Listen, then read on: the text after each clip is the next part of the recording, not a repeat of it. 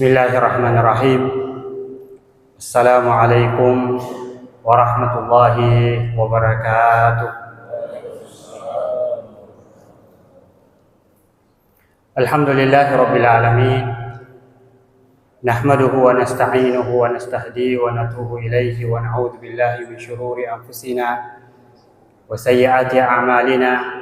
May yahdihillahu fala mudilla lahu wa may yudlilhu fala hadiya lahu. Asyhadu an la ilaha illallah wahdahu la syarika lah wa asyhadu anna Muhammadan abduhu wa rasuluhu amma ba'd. Jamaah salat subuh yang semoga senantiasa dirahmati oleh Allah Subhanahu wa taala. Syukur alhamdulillah dengan izin Allah tabaraka wa taala pada subuh hari ini, subuh yang ke-18 dari bulan suci Ramadan. Kembali kita bisa hadir sama-sama untuk melaksanakan salat subuh secara berjamaah di hari yang penuh dengan keberkahan, di hari yang penuh dengan kemuliaan. Semoga Allah Subhanahu wa taala mencurahkan rahmat, hidayah, inayah pada kita semua di awal pagi hari ini. Amin ya rabbal alamin. Yang kedua, jamaah berbahagia, tidak henti-hentinya kita mengirimkan salam salawat pada Nabi kita Muhammad sallallahu alaihi wasallam. Lewat perjuangan kerja keras beliau kita dapat merasakan al-Islam, dan sampai hari ini kita berbahagia bahkan berbangga dengan Islam yang telah dibawa, diperjuangkan oleh Rasulullah Muhammad sallallahu alaihi wasallam. Bapak Ibu yang saya hormati, tema yang diamanahkan kepada kami adalah pentingnya ikhlas dalam beramal. Pentingnya ikhlas dalam beramal. Jamaah subuh yang semoga dirahmati oleh Allah Subhanahu wa taala, ikhlas ya, untuk mengetahui pentingnya ikhlas, penting dan mutlak untuk kita tahu lebih dahulu apa makna sesungguhnya ikhlas. Ya, kalau kita buka Kamus Bahasa Indonesia, ya, KBBI, di situ disebutkan ikhlas itu ya, bersih hati atau tulus hati. Ya. Kalau kita kembalikan kata ikhlas ini dalam bahasa Arab, berasal dari kata khalusa yakhlusu, artinya bersih, murni. Ya. Jadi ikhlas dan murni sama maknanya. Ini hebat Pak, kalau ketemu dalam satu rumah menjadi sebuah keluarga. Ada Pak Ikhlas, ada Ibu Murni, kira-kira seperti itu ya. Karena ikhlas khalusa itu murni, bersih, jernih. Ya. Nah, bagaimana pentingnya ikhlas dalam beramal? Ya. Tadi dari pengertian ikhlas itu ya, bersih, murni, jernih. Maka para ulama ketika mendefinisikan ikhlas dalam beribadah, itu artinya memurnikan ya, ibadah hanya betul-betul kepada Allah Subhanahu wa taala. Ya. Dalam pengertian agama ini, ikhlas lawan dari kata riya, sum'ah. Karena riya artinya tidak ikhlas murni ibadahnya kepada Allah. Dia beribadah ingin dilihat, itu artinya riya. Dia beribadah ingin didengar, oh Pak Haji dari umrah, Pak Haji dari haji, dan seterusnya, bersedekah sekian, ingin didengar, itu artinya sum'ah, dari kata sami'ah. Tapi kalau ingin dilihat, diperhatikan, maka artinya adalah riya. Dua-duanya, sum'ah dengan riya, ini lawan dari kata ikhlas. Iya.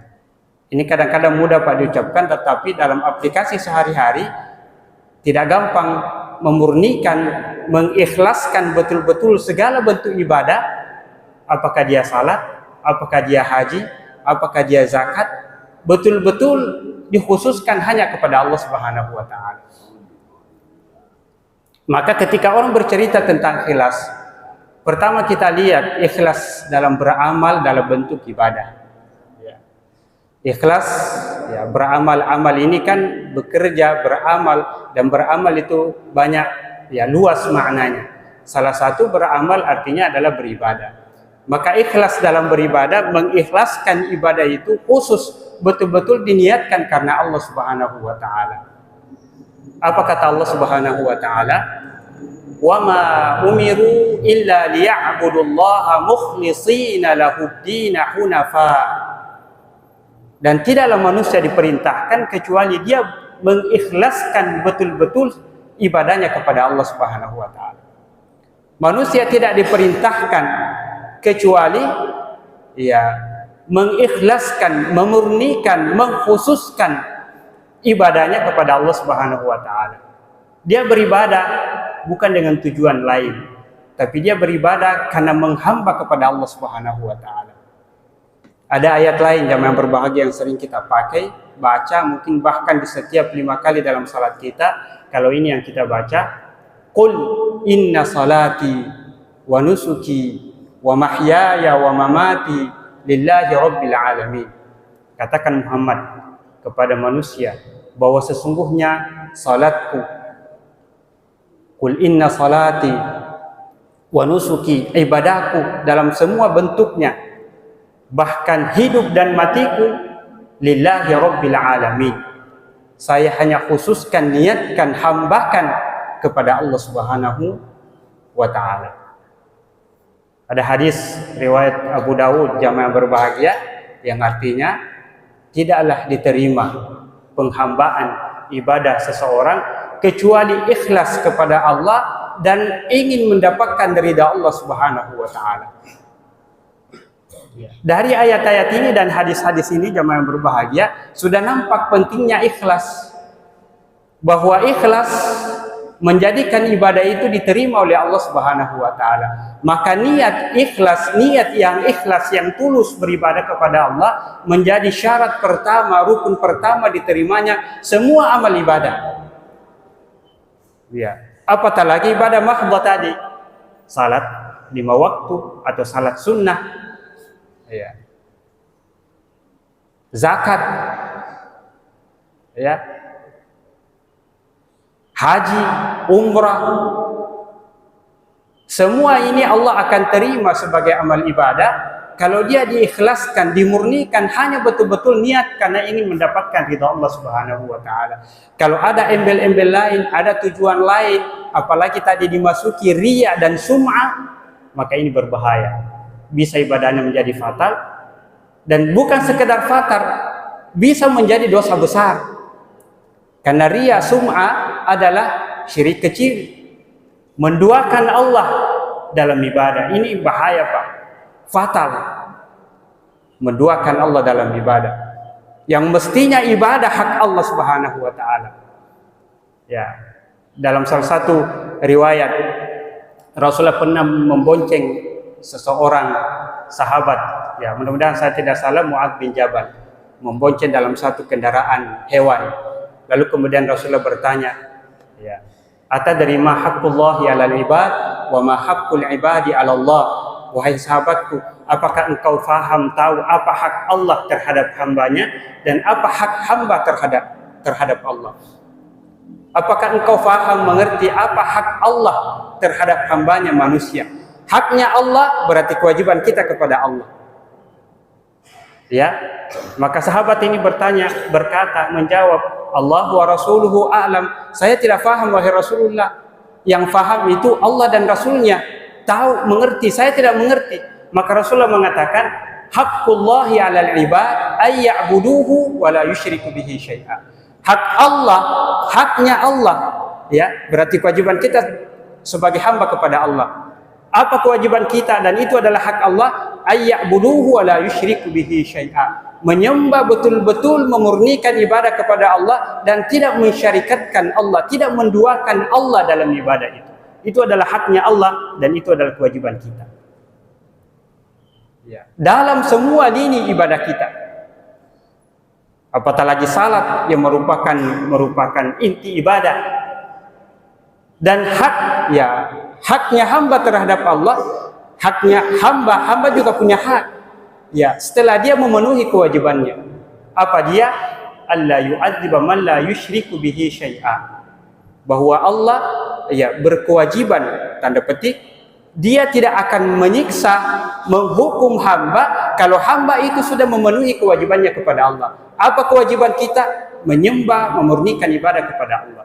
Maka kalau kita memenuhi kewajiban itu, menyembah Allah dengan sempurna, dengan penuh keikhlasan, tidak menduakan Allah, maka Allah punya haknya Allah punya kewajiban menyelamatkan kita dari siksanya, tidak menyiksa seorang hamba. Jamaah subuh yang semoga dirahmati oleh Allah Subhanahu wa taala. Ya. Jadi kalau bercerita tentang ikhlas, pentingnya ikhlas dalam beramal, ikhlas adalah kunci kesuksesan ibadah kita, kunci diterimanya semua ibadah kita kepada Allah Subhanahu wa taala, dan juga menjadi kunci kesuksesan dalam kehidupan seorang muslim. Karena ikhlas ini kalau kita jabarkan lebih jauh jamaah berbahagia, ikhlas dalam ibadah tadi mengikhlaskan, mengkhususkan semua ibadah kepada Allah, tapi ada ikhlas dalam kehidupan kita sehari-hari. Ya, ikhlas dalam beramal. Dalam kehidupan sosial, manusia dituntut untuk selalu ikhlas. Yang artinya ikhlas tadi, hatinya bersih, tulus, murni. Maka kalau seseorang membantu orang lain dengan ikhlas, kan kita sering mengatakan, ikhlas nggak kamu membantu saya? Ya. Ikhlas tidak Anda bantu saya? Maksudnya Anda bantu saya betul-betul niat tulus membantu saya, mengharap ridha Allah, atau Anda bantu saya karena ingin sesuatu yang lain supaya nanti saya bantu Anda juga.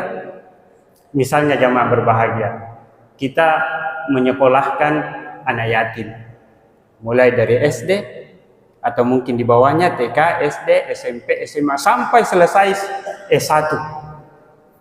Dalam sekian tahun itu kita bantu dia mulai dari kebutuhan sehari-harinya, makan, minumnya, rumahnya, tempatnya, sampai sekolahnya. Apakah kita betul-betul ikhlas membantu dia, atau kita berharap bahwa setelah dia lulus, punya pekerjaan, dia akan kembalikan kepada kita apa yang kita berikan?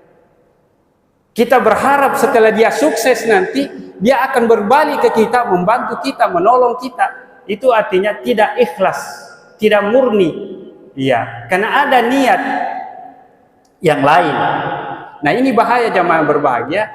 Karena kenapa? Kalau orang memberikan, berinfak, bersedekah dan apa saja tidak ikhlas, maka dua kemungkinan besar. Pertama, dia bisa menimbulkan kesombongan dalam kehidupan. Ketika seorang ini berhasil, sukses dia yang kita tolong, kita bantu. Taruhlah misalnya tadi anak yatim menjadi sukses, menjadi orang hebat, ataupun siapa saja pernah orang tolong. Kalau dia tidak ikhlas, ketika dia berhasil, dia akan menimbulkan kesombongan. Oh, Anda berhasil karena saya bantu Anda. Kalau saya tidak bantu Anda tidak dapat apa-apa. Itu sudah merusak ibadahnya, amalnya, dan menyakiti orang lain. Maka Allah katakan dalam sebuah ayat, Ya ayyuhalladzina amanu la tubtilu sadaqatikum bil manni wal adha. Jangan engkau rusak sedekahmu, pemberianmu, jangan kamu batalkan pahala pemberianmu, sedekahmu, infakmu dan seterusnya bil manni wal adha, dengan menyebut-nyebut dan menyakiti orang lain. Menyebut-nyebut tadi itu ketika orang lain sudah berhasil, kita mengatakan, oh saya yang bantu Anda, saya ambil Anda dari kampung tidak punya apa-apa, saya sekolahkan Anda dan seterusnya. Setelah kemudian berhasil, kalau bukan dari apa yang saya berikan, Anda tidak bisa. Maka itu semuanya alman, menyebut-nyebut. Contoh dalam kehidupan, tapi itu luas jamaah yang berbahagia. Oh, masjid ini tidak jadi Pak kalau bukan saya. Masjid ini tidak ada apa-apanya kalau bukan saya. Itu artinya man. Al-adha tadi menyakiti. Kalau orang sudah disebut, diungkit-ungkit, perasaan orang yang sudah dibantu itu menjadi hina. Maka tadi kalau orang membantu tidak ikhlas, dia bisa ujub, takabur, angkuh, merasa hebat, merasa kuat. Orang lain tidak bisa apa-apa kecuali dia. Ya. Dan selebihnya jamaah berbahagia, selebihnya ya bahaya yang lain kalau ya dia tidak mendapatkan dari harapan yang diharapkan dari orang lain, dia akan menjadi putus asa. Mas sesek bisa dibantu. Capu orang paraku. Habis sekian tahun saya bantu dia, saya bantu dia, dia tidak ingat saya. Maka menimbulkan penyesalan jamaah berbahagia. Menimbulkan penyesalan. Ya. Yang terakhir jamaah berbahagia, kita simpulkan jamaah berbahagia. Ikhlas ya dalam kehidupan kita sehari-hari, yang artinya tadi ikhlas itu hatinya tulus, hatinya murni, bening. Kadang-kadang maknanya ikhlas itu siap, rela, ridha menerima segala bentuk ya realita kehidupan, segala bentuk apa yang menjadi ketetapan Allah Subhanahu wa taala. Ya. Apa kata Allah Subhanahu wa taala dalam surah Al-Hadid 22-23? Ya. Dalam surah Al-Hadid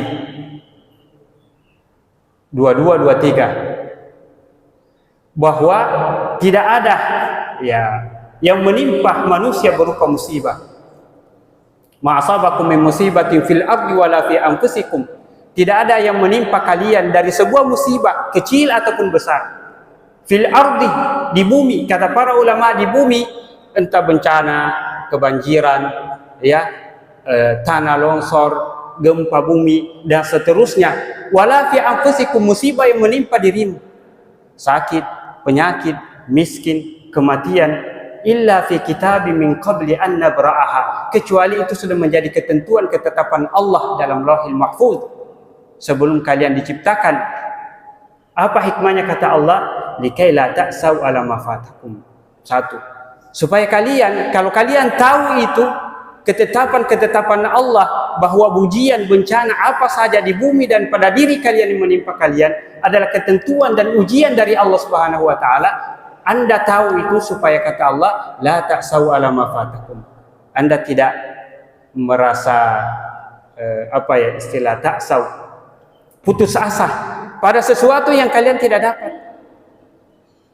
Anak-anak, contoh misalnya, anak sudah disekolahkan, dikeluarkan berjuta-juta, puluhan juta, ratusan juta, dikesolahkan dia. Ternyata di tahun terakhir hilang dari kampus. Bagi orang tidak mengerti, tidak berusaha, tidak mengerti hidup, ya, hikmah Allah, dia akan menyesal. Ya. Itulah kata Allah, ya, la ta'sau ala ma fatakum. Anda ingin punya ini, Anda ingin punya ini, tapi tidak selalu apa yang diinginkan manusia dia akan dapat. Kalau dia faham ketentuan Allah, dia akan ikhlas menerima. Ya Allah, saya sudah berusaha, saya sudah bekerja, saya sudah berdoa, saya tidak dapat, saya ikhlaskan. Dan itu adalah ibadah yang sangat besar di sisi Allah Subhanahu wa taala. La ta'sau ala ma fatakum. Tapi sebaliknya kata Allah, wala tafrahu ala ma atakum. Kalau Anda faham itu, Anda juga tidak akan takjub, sombong, angkuh karena Anda dapatkan apa yang Anda inginkan. Oh, ini juga bahaya, Pak. Dia berusaha bekerja, keluar pagi, pulang sore, bekerja keras, dia dapatkan apa yang dia inginkan. Sukses, ekonominya sukses, anaknya semua berhasil dan seterusnya. Tidak memunculkan kesombongan karena dia faham ikhlas. Tapi kalau tidak, dia akan sombong, dia akan takjub. Dia akan mengatakan, oh saya dapat ini karena saya hebat, saya insinyur, saya dokter, saya profesor dan seterusnya, saya ahli. Seperti apa kata Qarun, innama utitu ala ilmin indi. Ketika orang lain mengatakan, wahai Qarun, ingat bahwa itu pemberian Allah. Apa dia katakan? Oh saya dikasih ala utitu ala ilmin indi. Karena saya punya ilmu, saya dapat ini kan, saya hebat, saya dapat ini kan, saya punya kekuatan, kemampuan. Maka jamaah yang berbahagia, ikhlas ini dalam kehidupan, ya selain dari ibadah tadi dan semua lini kehidupan kita, sesuatu yang sangat mutlak untuk kita raih, dapat, ya, taruh dalam hati kita. Ikhlas kita beribadah kepada Allah Subhanahu wa taala sebagai syarat mutlak diterimanya semua amal ibadah kita. Dan kalau tidak ikhlas dalam beribadah, berarti itu adalah kemusyrikan. Yang kedua jamaah berbahagia, ikhlas dalam hubungan sosial, membantu, berinfak, bersedekah. Mari kita berusaha ya ikhlas betul-betul karena Allah Subhanahu wa taala. Yang ketiga, jamaah berbahagia, ikhlas dalam kehidupan kita sehari-hari. Tulus, ikhlas, ya rela menerima semua bentuk ketetapan ketentuan Allah Subhanahu wa taala. Maka itu semua akan memunculkan ya manfaat-manfaat dalam kehidupan kita. Ya, pertama, ibadah kita diterima oleh Allah Subhanahu wa taala.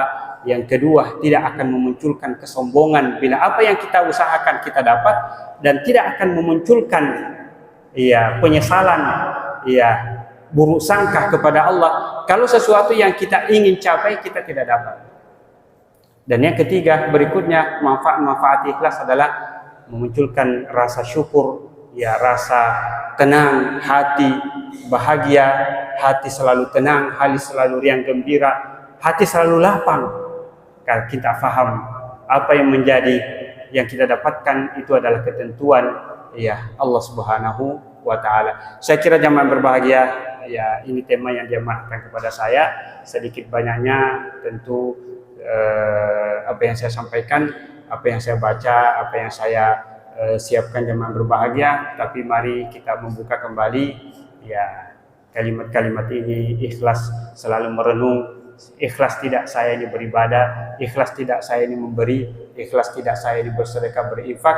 Dan yang paling tahu itu bukan orang lain, bukan suami, bukan istri, bukan anak. Yang paling tahu kalau kita ikhlas adalah kita sendiri. Maka kalau hati kita selalu lapang, selalu ridha dengan segala bentuk keadaan yang kita dapat, itu adalah salah satu ciri bahwa kita ikhlas dalam kehidupan ini. Mudah-mudahan apa yang saya sampaikan memberikan manfaat. Mohon maaf atas segala kekurangan. Usikum wa nafsi bitaqwallah. Wassalamualaikum warahmatullahi wabarakatuh.